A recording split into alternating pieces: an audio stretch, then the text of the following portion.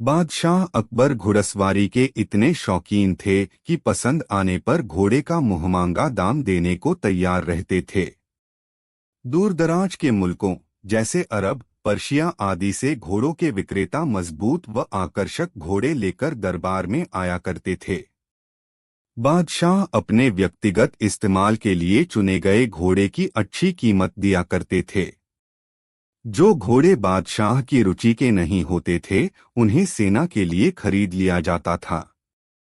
अकबर के दरबार में घोड़े के विक्रेताओं का अच्छा व्यापार होता था। एक दिन घोड़ों का एक नया विक्रेता दरबार में आया। अन्य व्यापारी भी उसे नहीं जानते थे। उसने दो बेहद आकर्षक घोड़े बादशाह को बेचे और कहा कि वह ठीक ऐसे ही 100 घोड़े और लाकर दे सकता है, बशर्ते उसे आधी कीमत पेशगी दे दी जाए। बादशाह को चूंकि घोड़े बहुत पसंद आए थे, सो वैसे ही 100 और घोड़े लेने का तुरंत मन बना लिया। बादशाह ने अपने खजांची को बुलाकर व्यापारी को आधी रकम अदा करने को कहा।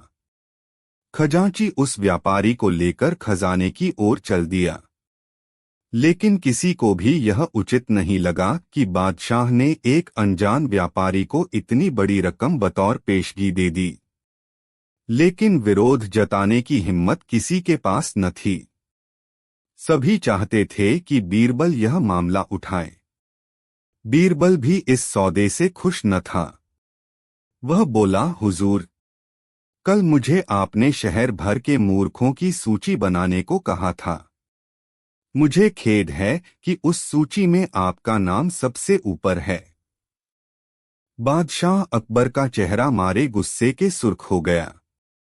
उन्हें लगा कि बीरबल ने भरे दरबार में विदेशी मेहमानों के सामने उनका अपमान किया है।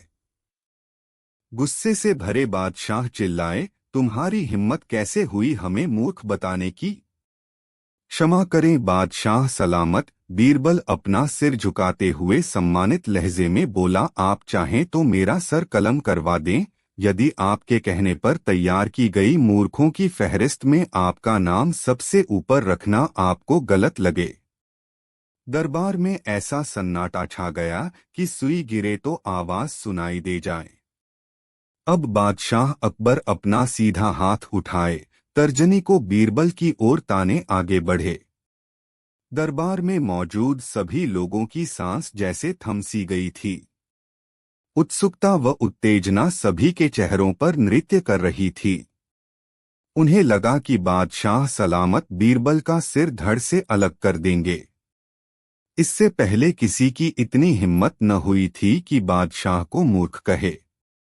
लेकिन बादशाह ने अपना हाथ बीरबल के कंधे पर रख दिया।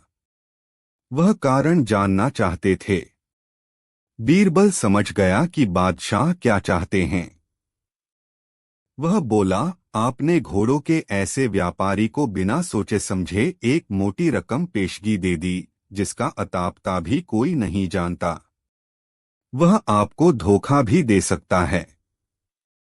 इसलिए मूर्खों की सूची में आपका नाम सबसे ऊपर है। हो सकता है कि अब वह व्यापारी वापस ही न लौटे। वह किसी अन्य देश में जाकर बस जाएगा और आपको ढूंढे नहीं मिलेगा। किसी से कोई भी सौदा करने के पूर्व उसके बारे में जानकारी तो होनी ही चाहिए। उस व्यापारी ने आपको मात्र 2 घोड़े बेचे और आप इतने मोहित हो गए कि मोटी रकम बिना उसको जाने पहचाने ही दे दी। यही कारण है बस। तुरंत खजाने में जाओ और रकम की अदायगी रुकवा दो। अकबर ने तुरंत अपने एक सेवक को दौड़ाया।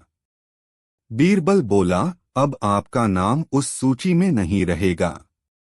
बादशाह अकबर कुछ क्षण तो बीरबल को घूरते रहे, फिर अपनी दृष्टि दरबारियों पर केंद्रित कर ठहाका लगाकर हंस पड़े।